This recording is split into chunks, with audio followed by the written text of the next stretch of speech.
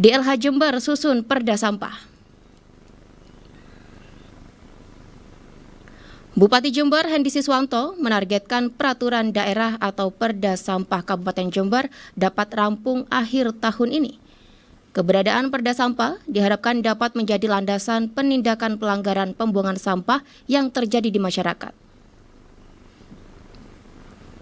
Perda sampah ini menjadi penting lantaran masih banyak ditemukannya pelanggaran serta ketidakpahaman masyarakat akan pembuangan sampah pada tempat yang semestinya.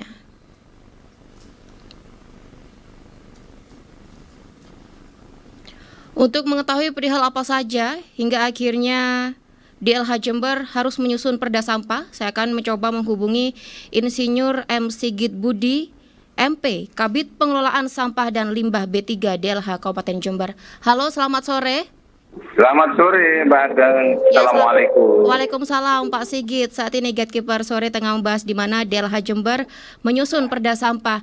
Jadi hal apa saja Pak Sigit hingga akhirnya DLH Jember menyusun perda sampah ini sendiri, Pak? Oke, terima kasih. Begini, Mbak Ageng, kaitannya dengan perda sampah ini. Ini selama beberapa tahun ini kan pemerintah Kabupaten Jember khususnya atau Kabupaten Jember ini belum ada merupakan dari 38 kabupaten kota di Jawa Timur itu satu-satunya yang belum mempunyai perda tentang pengelolaan sampah. Alhamdulillah pada tahun ini dengan support dan dukungan dari semua pihak, khususnya pada pemerintahan Bapak Bupati Hendi, ini sudah kita mulai menyusunan atau pembahasan kaitannya dengan perda pengelolaan sampah di Kabupaten Jember. Ini sudah 2 kali kita pembahasan. Insya Allah akhir tahun ini akan kita rampungkan. Kita punya satu aturan tentang pengelolaan sampah di Jawa Timur. Ya. Dan Pak Sigit mungkin ada bocoran mengenai poin-poin apa saja Pak yang ada di dalam raperda nantinya yang akan diberlakukan untuk masyarakat? Oke, jadi intinya begini Mbak Ageng, perda sampah ini adalah salah satu solusi dan landasan operasional tentang permasalahan persampahan di Kabupaten Jember. Dari aspek kebijakan ketika ditetapkan menjadi peraturan daerah. Terlebih, pengaturan tentang pengelolaan sampah itu merupakan amanat dari Undang-Undang Nomor 18 Tahun 2008 tentang pengelolaan sampah. Oleh karena itu sudah waktunya lah, wis wayahe Jember itu punya perda sampah. Nah, perda sampah ini mengatur beberapa aturan atau ada beberapa poin-poin yang perlu disampaikan atau dicantumkan di dalam perda itu. Antara lain adalah tentang ruang lingkupnya dulu. Yeah. Ruang lingkup pengelolaan sampah itu dalam perda itu terdiri atas sampah rumah tangga atau sampah sejenis sampah rumah tangga dan sampah spesifik. Itu ruang lingkupnya. Kemudian ada beberapa tugas, wewenang, tanggung jawab pemerintah daerah, kemudian hak dan kewajiban masyarakat selaku produsen sampah di Kabupaten Jember. Kemudian juga tidak kalah pentingnya tentang aturan yang tidak boleh dilanggar dan itu akan berkonsekuensi terhadap sanksi. Nah, itu salah satu bocoran yang ada di aturan perda ini. Iya. Dan sejauh ini susunan perda sampah sendiri sudah sampai mana Pak Sigit? Alhamdulillah ini sudah draft perda yang kita kirimkan ke bagian umum, kemudian kita bagian hukum, kemudian kita juga sudah sounding ke Dewan, ke DPRD Kabupaten Jember. Ini sudah kita bentuk draft. Nanti dalam pembahasan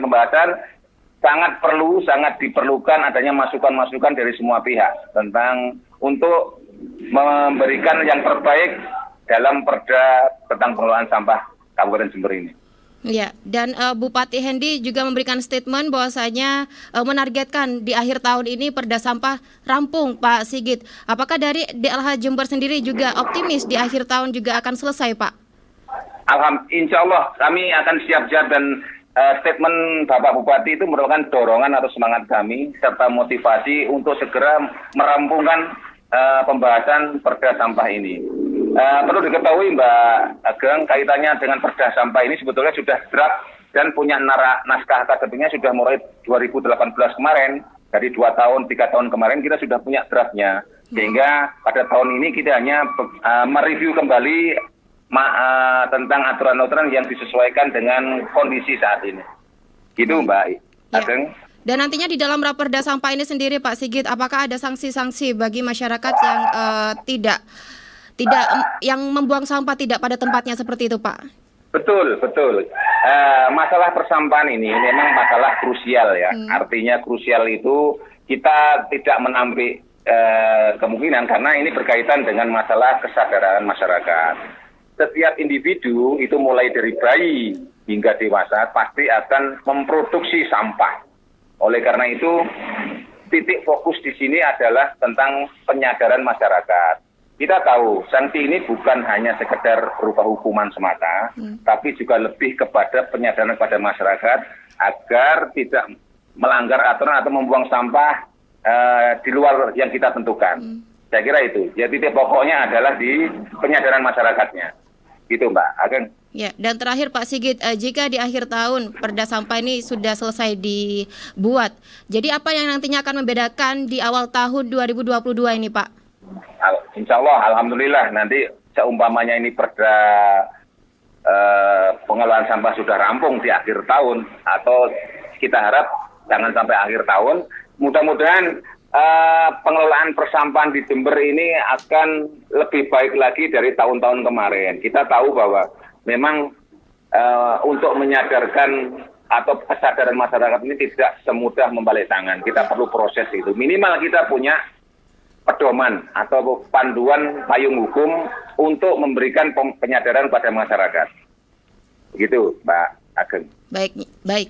Ya baik, Insinyur M. Sigit Budi, Kabid Pengelolaan Sampah dan Limbah B3 DLH Kabupaten Jember. Terima kasih atas waktunya telah bergabung bersama kami di program Gatekeeper Sore. Selamat sore, Assalamualaikum. Waalaikumsalam warahmatullahi wabarakatuh.